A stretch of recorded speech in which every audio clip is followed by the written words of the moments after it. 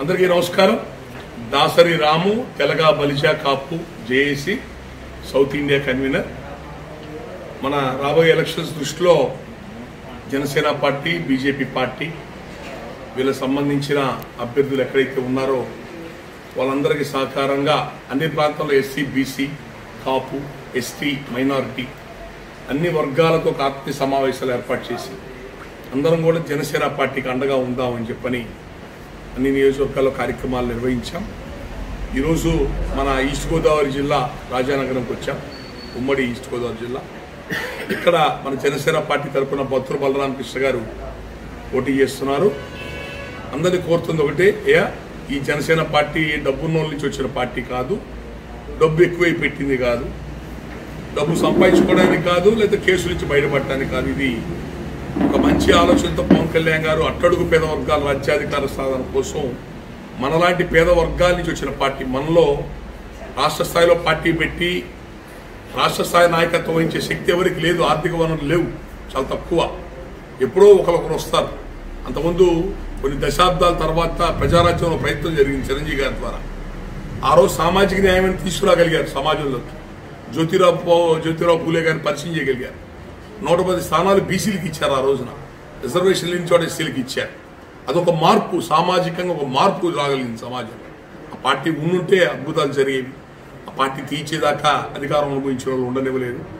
ఆ రోజు పవన్ కళ్యాణ్ గారు ఆ రోజు పనిచేశారు. మళ్ళీ అదే ఆశయంతో ఈ పేద వర్గాల రాజ్యాధికార సాధన కోసమే ఆయన అన్ని అవమానాలకి, ఇబ్బందులు అన్నిటికీ రెడీ అయ్యి ఈ జనసేన పార్టీ పెట్టి కష్టపడి ముందుకెళ్తున్నాడు. ఆయన దగ్గర కోట్ల రూపాయలు డబ్బే లేదు.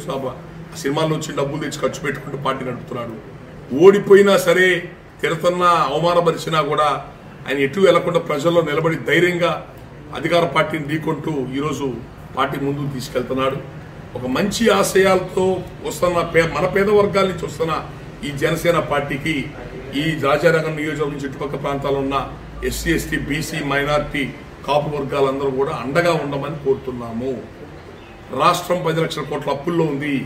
ప్రభుత్వ జీతాలు ఇవ్వడానికి 1 నెల జీతాలు కూడా ఇవ్వలేని స్థితిలో మనం ఉన్నాం. ఒక్కరోజు ప్రభుత్వ యంత్రాంగం నడవాలంటే అప్పులు చేయాలా? చాలా ఇప్పటికే గవర్నమెంట్ హాస్పిటల్ చాలా వరకు తాకట్టు పెట్టేశారు.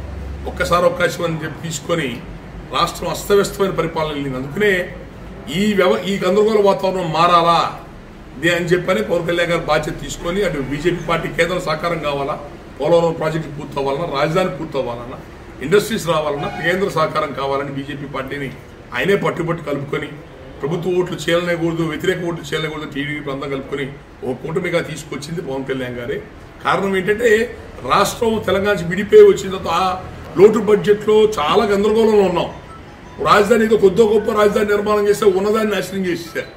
వైజాగ్ అంటారు, అమరావతి అంటారు, ఎక్కడ ఉందో ఎవరికి తెలియదు. నిర్మాణం చేయడానికి అసలు డబ్బు లేదు మన దగ్గర. అన్ని రకాల వనరుల్ని లాగి పారేస్తున్నారు. భూములు, మైనింగ్లు. ఇసుకైతే మన ఇసుక మనకు దొరకదు. హైదరాబాద్లో 75,000 లారీ, చెన్నైలో ₹1,00,000 అక్కడికి వెళ్తుంది, ఇక్కడ దొరకదు. 20 రంగాలు అయిపోయింది. ఆ అమ్ముతున్న లెక్కరు ఎంత చీప్, ఎంత వరస్ట్ క్వాలిటీ అంటే మనుషులు రోగాలు వచ్చి మానసిక జబ్బులు వచ్చేస్తున్నాయి. ఈ బ్రాండ్లు ఏ రాష్ట్రాలు అమ్మరు. ఏ లిక్కర్ షాపుల్లో కూడా Google pay, phone pay accept చేయరు, డబ్బులు క్యాష్ అయిపోవాలా. ఇవి ఇట్లాంటివన్నీ మరి ఎట్లా దీన్ని ఎలా పరిగణలో తీసుకోవాలా? ఫీజు రీఎంబర్స్మెంట్ చాలా కాలేజీలో ఒక ఇన్స్టాల్మెంట్ ఫీజులు పడుతుంది, తర్వాత ఇన్స్టాల్మెంట్ పట్ల కాలేజీ వాళ్ళు మీరు కట్టండి, ప్రభుత్వం ఇచ్చిందో తిరిగి ఇస్తామని చెప్పనంటున్నారు. విద్యుత్ బకాయిల పరిస్థితి ఏంటి? నిత్యావసర సరుకుల పరిస్థితి ఏంటి? డిగ్రీ చదువుకున్నాడు ఎవరికైనా ఉద్యోగాలు ఉన్నాయి మన ప్రాంతాల్లో? ఏ హైదరాబాద్కో, చెన్నైకో, బెంగళూరుకి వెళ్ళాల్సి వస్తుంది. ఒక్క ఫ్యాక్టరీలో వస్తుందా? పథకాలు ఎప్పుడు ఉంటాయి. కాంగ్రెస్ లో వచ్చిన పథకాలు చంద్రబాబు నాయుడు ఆపాడా? చంద్రబాబు నాయుడు పథకాలు జగన్ ఏమైనా ఆపాడా? పథకాలు కంటిన్యూ అవుతాయి. పరిపాలన చూసుకోండి. అవినీతి రహిత పరిపాలన, ఒక దౌర్జన్య పూర్తయిన పాలన ఉండకూడదు. కేవలం 1-2 కులాలే మొత్తం పెత్తనం చేయడం, ఇలాంటి వాతావరణం ఉండకుండా సుపరిపాలన, అభివృద్ధి కలిగిన పరిపాలన ఉండాలా. దానికోసం పవన్ కళ్యాణ్ గారు ఒక బలమైన బాధ్యత తీసుకుని ముందుకెళ్తున్నారు. ఆ జనసేన పార్టీ తరఫున అభ్యర్థి బత్తుల బలరామకృష్ణ గారు మొదటి నుంచి కూడా ఈ నియోజకవర్గంలో మొదటి నుంచి బలంగా పనిచేసుకుంటున్నారు. ఆయనకి ఈ ప్రాంతంలో ఉన్న కాపు, బీసీ, ఎస్సీ పేద వర్గాలందరూ కూడా అండగా ఉండండి. మీ ఓట్లు అమ్ముకోబాకండి, ఓట్లు చీల్చుకోవద్దు. మనం పల్లకీలు పోసే బోయిలో మనందరం అణిచివేయబడ్డ వాళ్ళం, అనగానే వాళ్ళం. 1-2 అధికారం అనిపిస్తున్నారు తప్ప 200-300 కులాలు అందరూ దూరం ఉంటున్నారు అధికారానికి. అధికారం మన దగ్గర తీసుకురావడానికి పవన్ కళ్యాణ్ గారు ప్రయత్నం చేస్తున్నారు. ఆయనకు అండగా నిలబడతాం. రేపు మీకు డబ్బులతో ప్రలోభ పెడతారు ఓట్లకి. ఎక్కడెక్కడో దోచుకుని డబ్బులు తీసుకొచ్చి ఓటుకి 4,000, 3,000, 2,000 అని చెప్పి ఇస్తుంటారు. మన వాళ్ళు పెద్దలు కష్టపడి స్వతంత్రం తెచ్చి ఓటు హక్కు ఇచ్చి మీకు ప్రజాస్వామ్యం ఇచ్చి ఓటు హక్కు ఇచ్చింది 5 ఏళ్ళకి ఒకసారి ఓట్లు అమ్ముకోవడానికి కాదు, మంచోళ్ళు గెలిపించుకోవడానికి. నిజాయితీ గల వ్యక్తులు గెలిపించుకోండి, నిజాయితీ గల పార్టీ గెలిపించుకోండి, నిజాయితీ గల ప్రభుత్వాల్ని ఏర్పాటు చేసుకునే ప్రయత్నం చేయండి. నరేంద్ర మోడీ గారు రేపు కేంద్రంలో మళ్ళీ తప్పకుండా గెలుస్తారు. ఆ పార్టీని మళ్ళీ ఖచ్చితంగా గెలుస్తుంది. దేశంలో ఒక మంచి మార్పు తీసుకొస్తున్నారు. అన్ని చోట్ల ఫ్యాక్టరీలు, ఇండస్ట్రీస్ వస్తున్నాయి. వాళ్ళు ఖచ్చితంగా రేపు సహకరిస్తామని చెప్పి అంటున్నారు. కేంద్రం యొక్క సహకారం తీసుకుని ఈ రాష్ట్రాన్ని మళ్ళీ గాడిలో పెట్టుకునే ప్రయత్నం చేద్దాం. రేపు ఎలక్షన్ మనకి చాలా క్రియాశీలకమైన ఎలక్షన్. ప్రజలు బాధ్యతాయుతంగా ఉండండి. సోమవారం పూట ఎలక్షన్ వచ్చింది. ఈ ఎలక్షన్ శని సోమవారం సెలవు ఇచ్చారు. శని, ఆది, సోమవారం 3 రోజులు కలిసి వచ్చినాయి. హైదరాబాద్ పోదామా, పిల్లలకు సెలవులు ఇచ్చారు, బెంగళూరు పోదామా, తిరుపతి కోట తీర్థయాత్రలు పోదాం, ఇలాంటి చేయొద్దు. ఓటు వేయని వాడు చచ్చిపోయినతో సమానం. అందరూ ఓటు విధించుకోండి. 70-80% పోలింగ్ అవ్వాలా. 70-80% పోలింగ్ అవ్వాలా. ఎక్కువ పోలింగ్ అవుతేనే ప్రజాస్వామ్యం నిలబడుతుంది. అందరూ పోలింగ్ లో పాల్గొనండి. డబ్బులకి ప్రలోభాలకు లొంగద్దు. మంచి వాళ్ళని గెలిపించుకోండి. రేపు జనసేన పార్టీకి ఈవీఎం మిషన్లు మొదటి మిషన్ ఎంపీ ఓటుకుంటుంది, గుర్తుపెట్టుకోండి. రెండో మిషన్ అసెంబ్లీకి ఉంటుంది. మొదటి మిషన్ పార్లమెంట్ కేంద్ర ఎలక్షన్. రెండో మిషన్ వచ్చేసి అసెంబ్లీ ఎలక్షన్. అసెంబ్లీ ఎలక్షన్స్ లో 5వ నెంబర్ది మన జనసేన పార్టీ గుర్తు. మీరు నొక్కంగానే ఓటు పడ్డట్టు కాదు, నొక్కితో సౌండ్ రావాలా. వస్తేనే ఆ బీప్ సౌండ్ వస్తేనే మీరు ఓటు వేసినట్టు. కాబట్టి అందరూ ప్రజలందరూ కూడా చైతన్యవంతంగా ఉండి పేద వర్గాలందరూ కూడా రేపు ఓటు హక్కు వినియోగించుకోండి. మంచి వ్యక్తులకి, నిజాయితీ గల వ్యక్తులు మంచి ప్రభుత్వాలు ఏర్పాటు చేసుకోవడానికి ఓట్లేయండి. జనసేన పార్టీ ఆశయాల్ని, పవన్ కళ్యాణ్ గారి ఆశయాలకు అండగా ఉండి ముందుకు తీసుకెళ్ళమని కోరుతున్నాను. Thank you. ఎట్లా ఉందంటే అధికారం అనుభవిస్తున్న కులాలు మా వేళ్లతోనే మా కళ్ళు పొడుచుకునేటట్టు చేస్తున్నారండి. మొదటి నుంచి అంతే. మాలో మా గొడవలు పెట్టి తనుకోండిరా. కాపులు, బీసీలు, ఎస్సీలు మీరంతా తనుకోండి. లేదా కాపుల్లోనే 2-3 వర్గాలు చేసి కొట్టుకోండి. జగన్మోహన్ రెడ్డి గారు కూడా అంబటి రాంబాబుని, పేరినారిని వాళ్ళెవరు వదులుతారు పవన్ కళ్యాణ్ గారు తిట్టమని. రెడ్లు తిట్టచ్చుగా, వేరే వాళ్ళు తిట్టచ్చుగా, కాపులు ఎందుకు వదులుతారు? వీళ్ళకు కూడా ఈ పేద కులాల నుంచి వచ్చి వీళ్ళకు కూడా సిగ్గు శరం ఉండదు.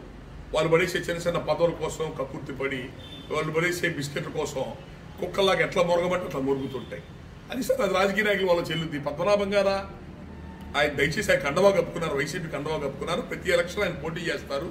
ఆయన కుల నాయకుడు కాదండి, రాజకీయ నాయకుడిగా తీసుకోండి. ఆ పార్టీ వాళ్ళు గతంలో రాజకీయ నాయకుల చేత, అంబటి రాంబాబు అందరి చేత ఏ విధంగా పవన్ కళ్యాణ్ మీద మాట్లాడిస్తున్నారు, అట్లాగే ఇప్పుడు వైసీపీ పార్టీ వాళ్ళు పద్మనాభం గారి చేత మాట్లాడిస్తున్నారు. పిఠాపురం నేను చూశాను. వంగ గీత గారి ప్రచారం కూడా దాదాపు ఆపేశారు 2 రోజుల నుంచి. ఇంకా సునీల్, చర్మలశెట్టి సునీల్ ఎంపీ డబ్బులు ఏదో పంచుకుంటూ ఆయన తిప్పలు పడుతున్నాడు తప్ప వంగ గీత గారి దగ్గర నుంచి అయితే ప్రచారం, వాళ్ళ కార్యాలయాలు కూడా ఎవరు జనం కూడా కనపట్టలేదు. ప్రజలు అక్కడ వన్ సైడ్ నిర్ణయం తీసుకున్నారు. పోయినసారి పవన్ కళ్యాణ్ గారు మా ప్రాంతంలో ఆయన పోయినసారి నిలబడి ఉంటే గెలిపించి పంపించే వాళ్ళం ఆయన్ని. అనవసరంగా ఇక్కడ ఎక్కడో పోయి నిలబడ్డాడండి. ఈసారి నిలబడ్డాడని వాళ్ళ పిలుపు కొద్దే ఆయన పిఠాపురంలో నిలబడ్డాడు. ఖచ్చితంగా పవన్ కళ్యాణ్ గారు గెలుస్తారు. పద్మనాభం గారు ఇప్పుడు దాకా వయసు పెద్ద అయినప్పుడు ఒక గౌరవ మర్యాదతో బతికారు. ఇప్పుడు ఎవరో రెడ్ల కోసం 70 ఏళ్ళ నుంచి అధికారం అనిపించిన రెడ్ల కోసం ఈరోజు ఆయన వాళ్ళు చెప్పినట్టుగా ఎట్లా పడితే అలా మాట్లాడి సాటి పేద కులస్తుల్ని, సాటి జాతుల్ని అవమానపరిచి ఇబ్బంది పెట్టడం కరెక్ట్ కాదు. అది ఆయనకు కూడా అవమానం. అనవసరంగా ఆయనకున్న మర్యాద గౌరవం పోగొట్టు. వాస్తవానికైతే ఏ ప్రభుత్వాలు కూడా అధికార పార్టీకి ఇబ్బంది కలిగించే ఏ జీవోలు తేరండి. ల్యాండ్ టైటిల్ యాక్ట్ అంత పట్టుబట్టి జగన్మోహన్ రెడ్డి గారు తీసుకొచ్చారంటే వైజాగ్లో ఉన్న ప్రభుత్వ భూములన్నీ తాకట్టు పెట్టేశారు. తిరుపతి వెంకటేశ్వర స్వామి వారి బంగారం తాకట్టు పెట్టేశారు. మా రాజధాని ఏరియాలో ఉన్న బిల్డింగ్లన్నీ తాకట్టు పెట్టేశారు.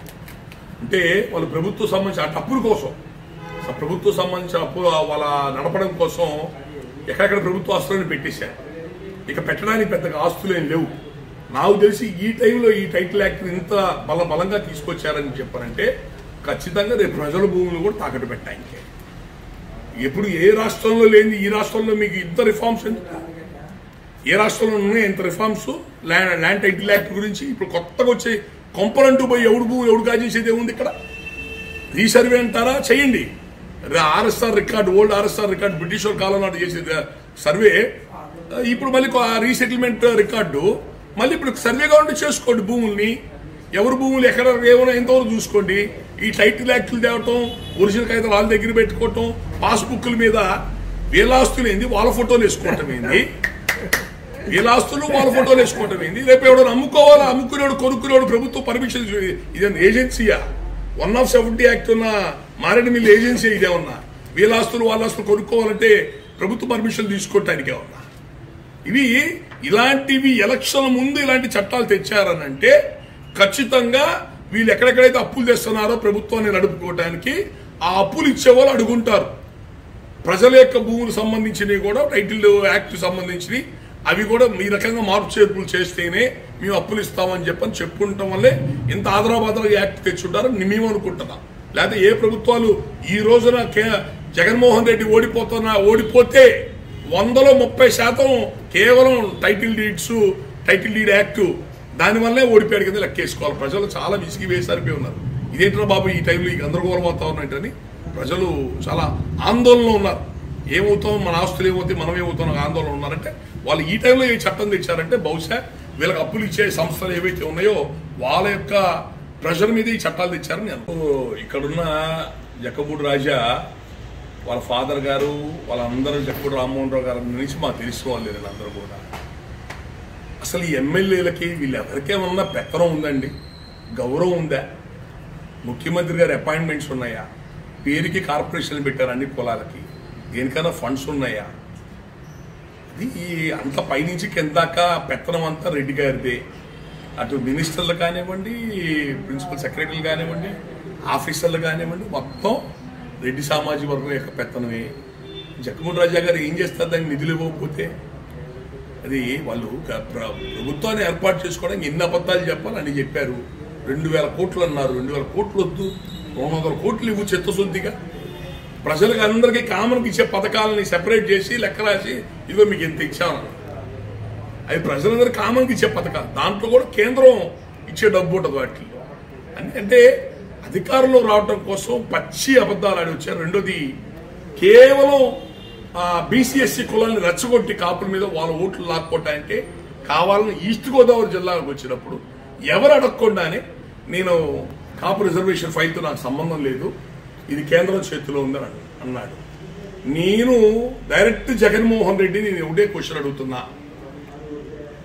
నీ చేతిలో కాపు రిజర్వేషన్ ఫైల్ నీ చేతిలో లేకపోతే 2014 మేనిఫెస్టోలో ఎందుకు పెట్టావు? 2014 మేనిఫెస్టోలో ఉందా లేదా కాపు రిజర్వేషన్ చేస్తానని ఎందుకు పెట్టావు? నీకు తెలీదా అవుద్దో లేదో అని. రెండో అంశం, చంద్రబాబు నాయుడు పల్స్ సర్వే చేయించి అసెంబ్లీలో కాపు రిజర్వేషన్ బిల్ పెట్టి ఎఫ్ కేటగిరీలో పెట్టి 5% రిజర్వేషన్ ఇచ్చినప్పుడు ఆ జీవో అసెంబ్లీలో బిల్లు తీర్మానం అవుతున్నప్పుడు నువ్వు ప్రతిపక్ష నాయకుడిగా నువ్వు లేచి ఎందుకు అడగలా? ఇది కేంద్రం చేతుల్లో ఉంది, మన చేతుల్లో లేదు, నువ్వు జీవో ఇచ్చి బిల్ పెట్టడం వల్ల ఉపయోగం లేదనే మాట నువ్వు లేచి ఎందుకు మాట్లాడలా? ఎవరిని పిచ్చోలు చేద్దాం అనుకుంటున్నావు? కాపుల్ని ఓట్ బ్యాంక్ వాడుకుందాం అనుకుంటున్నావా? కాపుల మీద బీసీలు రెచ్చగొట్టి వాడుకుందాం అనుకుంటున్నావా? మూడోది, కేంద్రం చేతుల్లో ఉందని కదా చెప్పింది. కేంద్రం G V Narasimharao BJP MP G V Narasimharao గారి దగ్గర మేము అభ్యర్థిస్తే ఆయన పార్లమెంటరీ సబ్జెక్ట్ ఎత్తాడు. కాపుల రిజర్వేషన్ ఫైలు ఇక్కడికి వచ్చింది, ఢిల్లీకి వచ్చింది, ఎంతవరకు అయ్యిందని. కేంద్రంలో ఉన్న సామాజిక బీసీ వెల్ఫేర్ మంత్రి ఏం చెప్పాడు?